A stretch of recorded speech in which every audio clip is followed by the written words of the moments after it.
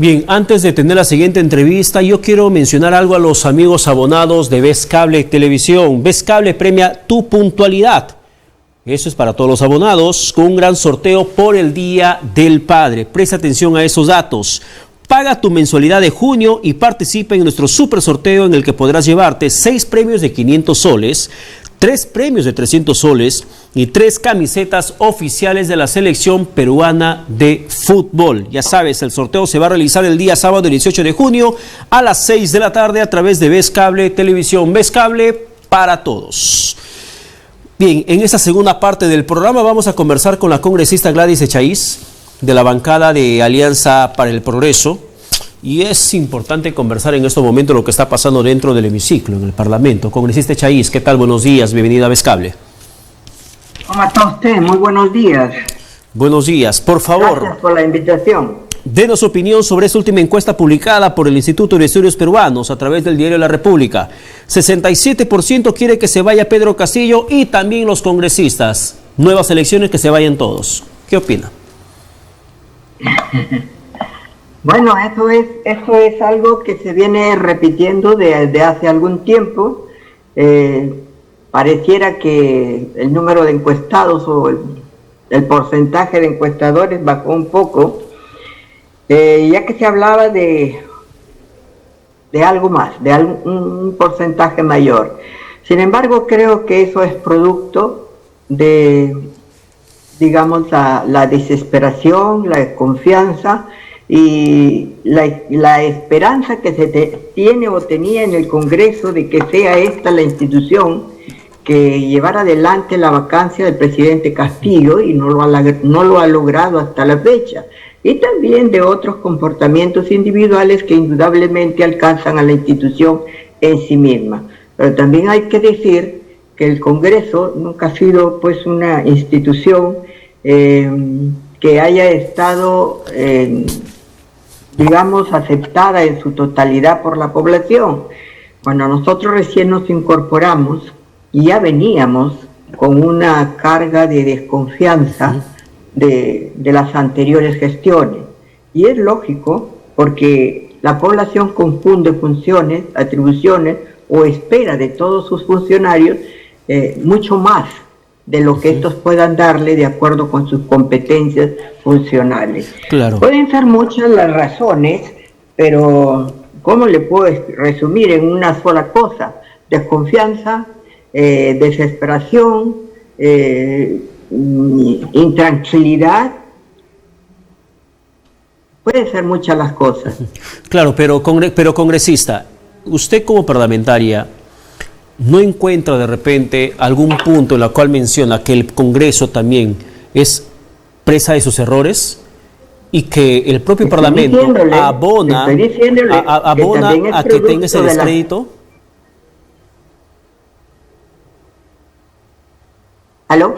Le preguntaba si usted no cree que el propio Congreso abona el descrédito que tiene frente a la opinión pública. Pero luego, desde luego, le estaba diciendo que eso también es producto de las actitudes o acciones de muchos congresistas que actuamos en razón de las circunstancias, de las emociones, nos dejamos llevar y bueno, pues las instituciones reciben ese, ¿qué les voy a decir? Las instituciones estén afectadas por ese accionar. Ya. Sin embargo, el presidente Pedro Castillo, que también en muchas ocasiones ha golpeado políticamente al Congreso, en la víspera ha mencionado de que está dispuesto a conversar con el Parlamento. Está dispuesto que el Congreso vaya a Palacio de Gobierno o que él vaya a Palacio de Gobierno, pero hacer una agenda Perú. ¿Cómo toma usted esas últimas palabras del presidente? Mire usted, el presidente Castillo puede decir muchas cosas.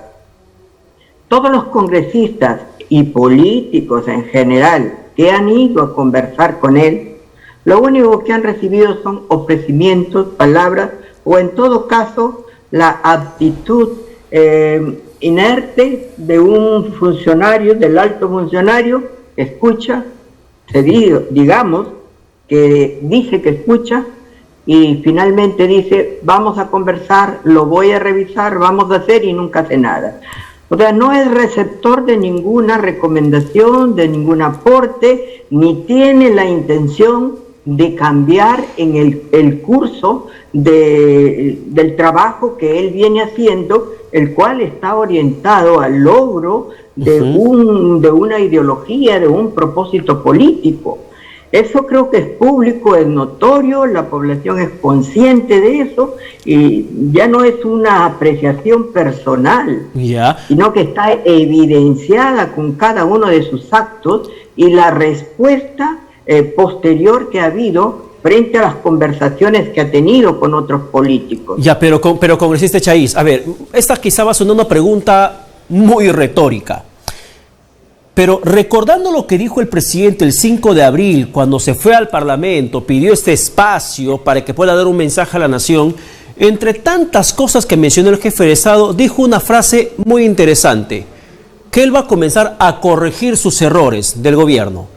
¿Usted ha visto algo que el presidente haya corregido a lo largo de todas esas semanas, desde el 5 de abril a la fecha? Ya nos acercamos a junio, casi 2 meses. ¿Usted ha visto algo en el presidente que puede dársele el beneficio de la duda de que realmente quiere algo bueno para el país? Ya no.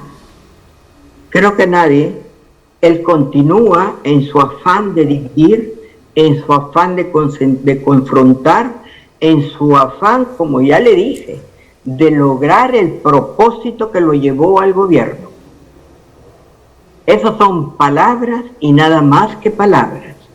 Esperemos que ahora ante el fiscal logre decir la verdad de todas las cosas, ya que tenemos conocimiento de que el fiscal de la Nación le abrió investigación, finalmente.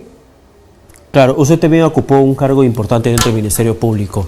¿Qué tendría que hacer la Fiscalía con el tema de los audios de Samir Villaverde? Entendiendo que Villaverde está entregando los audios a cuentagota y va a la Comisión de Fiscalización del Parlamento, dice unas palabras y luego dice, me acojo a mi derecho de guardar silencio, que las pruebas le entregué a la Fiscalía, y esto parece un show político que arma a Samir Villaverde como un distractor y no sabemos exactamente cuál es la trama real. ¿Qué tendría que hacerse con los audios, o al menos con los 2 únicos audios que se viene escuchando de vinculación de Samir Villaverde, Bruno Pacheco, y que pretende salpicar al presidente? ¿Deben tomarlo en serio? Ahora depende cómo lo mire usted, de cómo lo vean, según las simpatías o no de las personas. Yo soy objetiva en este caso. Y por lo menos trato de analizar las actitudes o estrategias que tienen las personas para su defensa, o también, digamos, del contenido político de sus mensajes.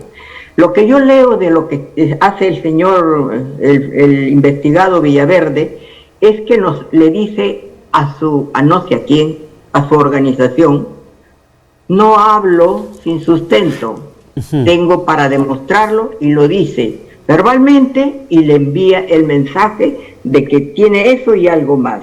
Pero más allá de eso, señor, que ya está en investigación y que su abogado sabrá por qué lo hace y qué es lo que espera, lo que a mí me parece importante y trascendente en este momento es que por fin al presidente de la República, el fiscal de la Nación, abrió investigación el día de hoy, y que ya está en curso todo el mecanismo, la investigación preliminar, el acopio de las informaciones, y que con ellas el Congreso por fin podrá darle la respuesta técnica, política y objetiva que el pueblo espera, en razón de poner las cosas en su lugar. Y aquí yo debo resaltar la valentía del fiscal de la Nación de haber reabierto una investigación y haberla ampliado a crimen organizado, a colusión agravada y al tráfico de influencias, que es precisamente los ilícitos que presuntamente en los que se habría involucrado el presidente de la República. Por tanto, creo que vamos caminando por cada uno en su lado en el afán de construir o reconstruir instituciones.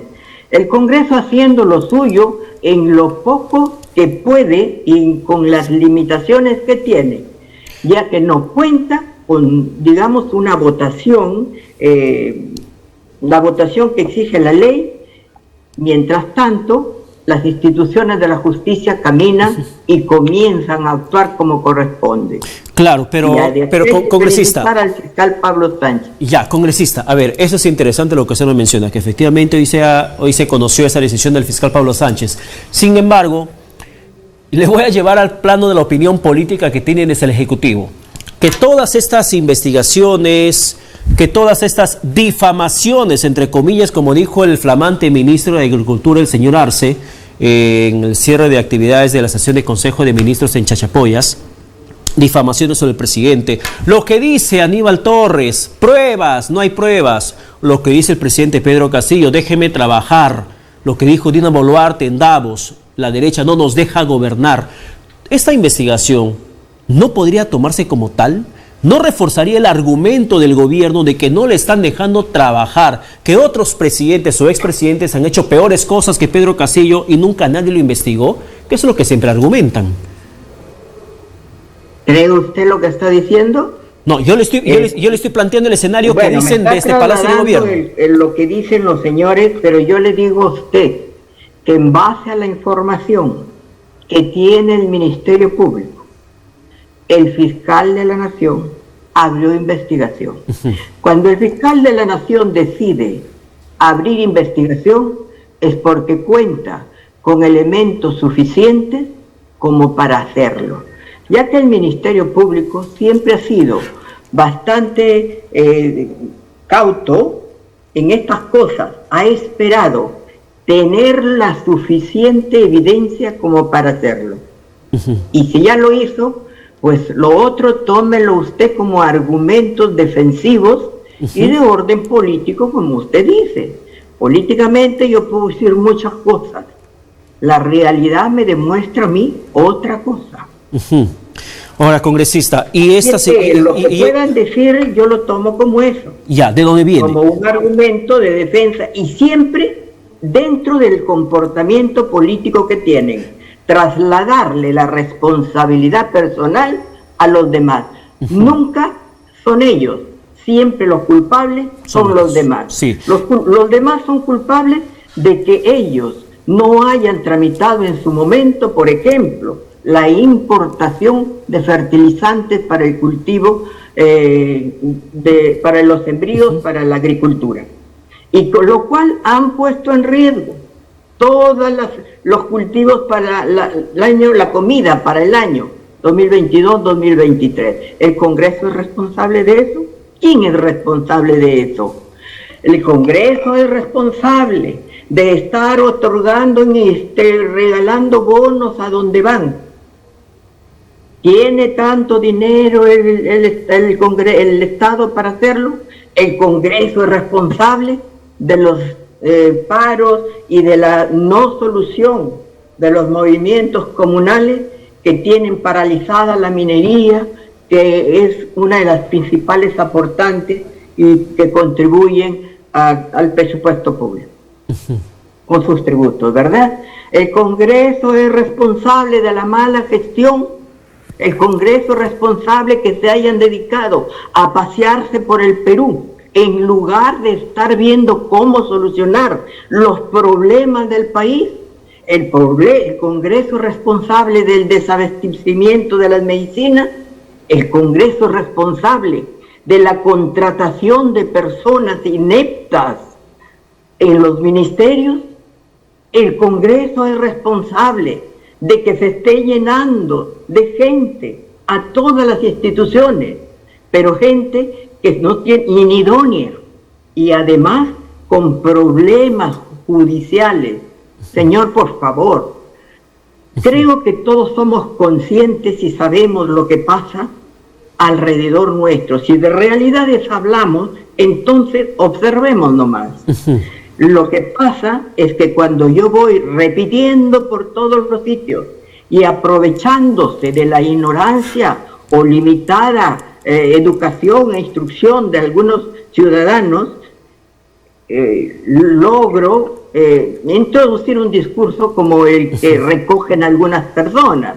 Entonces, yo en ese caso trataría de rescatar si hay alguna cosa buena que se haya hecho y la resaltaremos. Ya, pero ¿cuál es? ¿Y dónde congresista, congresista, ¿no? Y un poco para ir a ese espacio que acaba de mencionar usted. Las sesiones de Consejo de Ministros descentralizadas que se dan en cada región, el presidente ya anunció las siguientes regiones a las cuales van a visitar. Ustedes como Parlamento han visto de repente el escenario para investigar, fiscalizar la logística, gasto, movimiento, lo que implica la sesión de Consejo de Ministros y qué es lo que realmente se está desarrollando. ¿Creen ustedes que hace falta poner también el dedo sobre la llaga que significan esos eventos políticos del gobierno? A eso es lo que me refería. En el Congreso se han pedido copia de las actas y se informe del costo de esas asambleas, reuniones o consejos, como le llamen. Las actas las han remitido y son una media página. No tienen más. ¿Qué es lo que se logró con esas reuniones? Probablemente el acercamiento a la población. Pero como resultado efectivo para la definición de políticas públicas no lo veo. Por lo menos hasta ahorita. Tal vez haya algo, no lo sé. Lo único que sé es que se envían proyectos de ley orientados a dividir el país, orientados a su asamblea constituyente, orientados al cambio de una bandera, de nuestra bandera, orientados a ¿qué más? Proyectos de esta naturaleza. ¿Qué más tenemos? ¿A qué se van los señores a estas reuniones? A concentrar a la gente para decir, el Congreso no nos deje trabajar, y luego esperan que el colo repita, cierren el Congreso. ¿Qué es lo que saca usted como conclusión?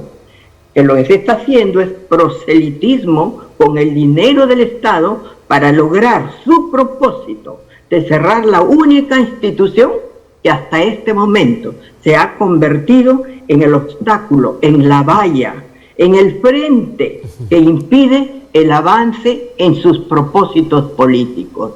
Eso es la conclusión y que nosotros tenemos, y porque consideramos, y personalmente lo considero, es la finalidad de esas reuniones públicas, ya que desde el punto de vista político no hay ningún resultado, o no sé si lo desconozca. Si usted conoce alguno, nos lo dice. También ¿Qué es estamos lo que buscando. se hizo después en favor de las poblaciones donde llegaron? Pero déjeme decirle que también estamos buscando lo mismo. Pero hablando de buscar, en el Parlamento están a la espera de repente de algún audio más de Samir Villaverde que sea mucho más vinculante con el presidente para que se pueda reforzar esta idea de la vacancia presidencial. No. En este momento yo le diría que las comisiones estarían esperando que el fiscal de la Nación se pronuncie, y ya lo hizo. Ahora está en manos de la investigación de que haga la Fiscalía, y a los resultados los atenemos. O sea, básicamente van a esperar las conclusiones de la investigación que recién están iniciando. Mientras termine la comisión de fiscalización su trabajo. Si la comisión de fiscalización termina antes, el Congreso decidirá en base a eso. Y a usted como ex fiscal le pregunto, ¿cree que realmente el presidente Pedro Castillo cometió esta traición a la patria tras declarar a un medio de comunicación de su pretensión de un plebiscito para que se consulte a la gente si se le quiere dar o no salida a Bolivia hacia el mar peruano? ¿Hay traición a la patria? Porque entiendo que también está entrando en una etapa de debate dentro de la comisión correspondiente. Yo puedo decir muchas cosas. El delito tiene varias fases, ¿no? El de la preparación, el de los actos preliminares, el del inicio de la ejecución. Le voy a hablar en términos generales porque los específicos me los reservo para su momento. Hay que determinar en qué momento estaría ese hacer del presidente. con cada una de las acciones que ha ido desplegando o desarrollando desde el inicio de su gestión, sumando todo eso y armando el todo para ver si estamos en el inicio, ya en la ejecución de cierta determinación criminal. Así es que la comisión que investiga tendrá el resultado de eso a la luz de los datos o los elementos de prueba que pueda ido acopiando en el curso de este tiempo de investigación. Claro, el abogado del presidente Castillo ha dicho que no se puede vulnerar su libertad de expresión, que solamente fue una respuesta ante una pregunta periodística. Bueno, el abogado puede llamarlo libertad de expresión a querer entregar ni siquiera una franja, sino una salida con todos los derechos hacia el mar. Puede decir que es inocente el autorizar las convocatorias de asambleas en el Cusco dirigidas por un extranjero. El abogado podrá decir que los mensajes y las normas o los proyectos de ley presentados con ciertas orientaciones también son inocentes, son que tienen la finalidad de que, no lo sé, de hacer un país plurinacional. El abogado también podrá decir que una asamblea constituyente propuesta en función de separatismos, de decir tantos indígenas, tantos aymaras, tantos negros, tantos blancos, tantos políticos, tantos independientes, tantas mujeres, van a una asamblea como si todos no fuéramos iguales ante la ley y como si todos no participáramos en las elecciones o en lo que sea en igualdad de condiciones. Entonces, todo, hay que analizar el todo, porque mire, si usted lo traslada a otro hecho, si usted quiere cometer un homicidio o un arma de fuego, primero va a comprar el arma, ¿verdad? Hasta ahí no pasa nada. Pero si ya comienza a dar otros pasos, si ya comienza a arreglar, si ya comienza a seguir a una persona, si ya comienza a ver cómo la ubica, y si de pronto se apuesta en el lugar y da los primeros pasos, manda mensajes, o yo no sé, otro tipo de actitudes, o ya de repente dispara y no le cae a la persona, ¿qué estaríamos diciendo? No pasó nada. Sí, cuando compró el arma tal vez no, pero si no la compra con licencia, ya habría por lo menos una infracción, ¿verdad? Parte de una planificación. Entonces vamos sumando cosas, como le digo, hay un intercrímenes que se desarrolla previo a, y uno va haciendo estratégicamente, sobre todo en este tipo de delitos, va siguiendo una línea de conducta dirigida a lograr el propósito, el objetivo. No sé qué es lo que tenga en la comisión, porque yo no pertenezco a esa comisión, y seguramente están evaluando todo esto de una manera técnica. Si usted fuera el abogado de una de las partes, lógico que tiene que decir y buscar los argumentos de defensa que favorecen al patrocinado. La otra parte verá lo que le corresponde objetivamente, porque ese sí es algo que yo reclamo, a quien sea. Hay que ser objetivos y que realmente se hayan producido los hechos y que exista suficiente evidencia como para poder acusar. Bien, en cuanto a los actos de corrupción, ya eso es público y es evidente porque videos se han mostrado a la comunidad entera, y quien quiera cerrar los ojos, pues tendría que sabrá por qué lo hace. Bueno, no hay peor ciego que aquel que no quiera ver, dice el refrán popular. Pero yo quiero también cerrar la entrevista con usted preguntándole por esta reciente decisión del Congreso de la República de haber aprobado por insistencia y publicar esta norma de extensión de plazo para las elecciones internas. ¿Eso no vulnera acaso la democracia El Jurado Nacional de Elecciones, OMPE, RENIEC, se han pronunciado diciendo que eso es inviable, que se pueda ampliar el plazo porque altera el cronograma electoral ya establecido, vulnera la ley y van a presentar acciones para que esta norma aprobada y publicada por el Congreso por insistencia, que el presidente no lo observó, no se pueda aplicar en el país. ¿Por qué el Congreso actúa de esa manera?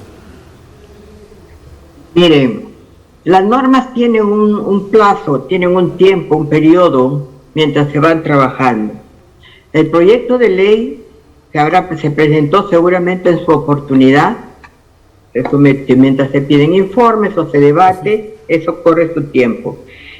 Lo que yo tengo conocimiento es que para las elecciones, para la inscripción de los partidos, de las firmas, no sé, de los requisitos que demandaba esto, se señaló como fecha límite el 3 o 5 de enero, que se presenten toda la documentación requerida.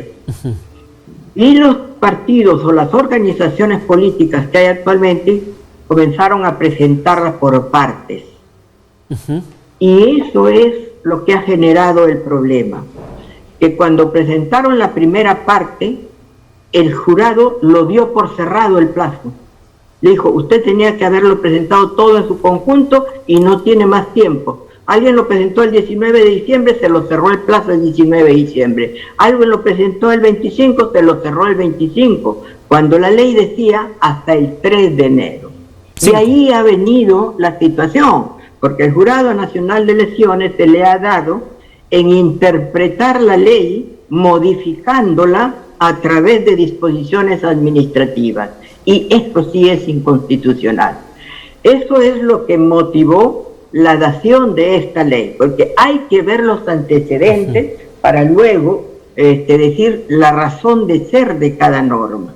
Y se fue contra todo y siguió adelante, pese a que se observaron esas resoluciones administrativas, y esa observancia fue pública. Entonces ahora nos encontramos ante esta situación que seguramente va a tener que ser resuelta por los órganos electorales, constitucionales o jurisdiccionales. Pero ahí el origen del problema no estuvo en el Congreso, sino en la arbitrariedad del Jurado Nacional de Elecciones de querer gobernar el país con sus resoluciones administrativas e incluso dirigir las elecciones como considera conveniente. Si la ley dice una cosa, no puede modificarla con una resolución administrativa. Y ese entonces es el problema. Bien, congresista Gladys Echaíz, muchas gracias por el tiempo y la entrevista. Que tenga buen domingo. A usted, gracias. Bien, muchísimas gracias. No hay tiempo para más. Les agradecemos la sintonía prestada aquí en Vez Cable. Solamente queremos retirarnos reiterando ese anuncio de Vez Cable para todos los abonados. Pagándola puntualmente su recibo, van a